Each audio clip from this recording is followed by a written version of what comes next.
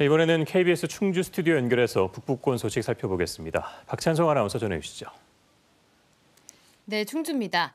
생활 폐기물로 증기를 생산하는 SRF 소각업체가 충주시를 상대로 행정심판을 제기했습니다. 업체가 생산한 에너지 일부를 다른 공장에 판매하려 하자 충주시가 제동을 걸었기 때문입니다. 조진영 기자의 보도입니다. 폐합성 수지 등 고체 폐기물을 태워 증기를 만드는 소각시설입니다. 그동안 바로 옆 공장에만 증기를 공급해왔지만 최근 새 판로를 찾아 나섰습니다. 업체 측은 이 도로를 따라 4km 구간에 관로를 추가 설치해 인근 산업단지까지 증기를 공급하겠다는 계획입니다. 관로를 묻으려면 도로를 파야 해 지자체의 허가가 필요한 상황. 하지만 충주시는 지난해 말 업체가 낸 도로 점용 허가 신청을 거부했습니다. 특정 업체에만 증기를 공급하는 조건으로 설치한 시설이어서 확장을 허가할 수 없다는 겁니다. 스스로 제안을 했던 겁니다. 단 한 업체에 대해서 열 공급을 하겠다 이렇게 제안한 2019년부터 소각시설을 운영 중인 업체 측은 행정심판을 제기했습니다. 3년 전 인수 당시 지자체에 운영계획서를 제출해 승인까지 받았는데 갑자기 단서 조항을 들고 나왔다는 주장입니다. 변경 허가 과정에서 그 사업계획가 최초의 내용하고 틀리니 변경 허가를 승인을 안 했거나 거부를 했거나 하셨겠죠. 소유주가 수차례 바뀌는 과정에서 누군가 단서 조항을 누락한 것으로 보이는 상황.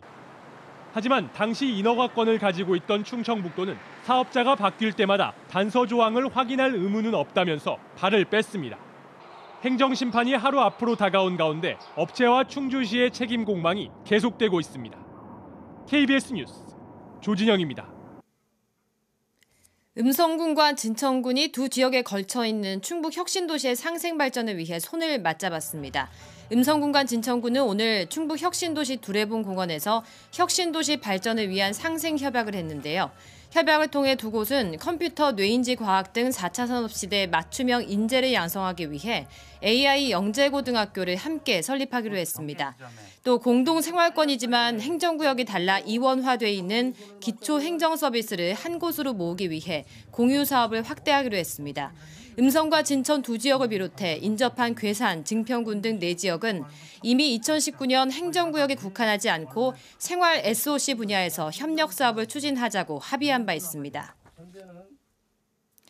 안동권시 연잠공파 종중이 우암 송시열의 수제자인 원상하의 초상과 초상함을 제천시에 기증했습니다.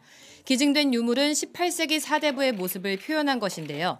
지난해 제천 환강영당에서 기증한 권상하 초상, 초본 등과 함께 보물 지정 심의가 진행 중입니다. 제천시는 2012년부터 초상화를 기탁받아 관리해 왔는데요. 보존 처리를 마친 후 대중에 공개할 계획이라고 밝혔습니다. 지금까지 충주에서 전해드렸습니다.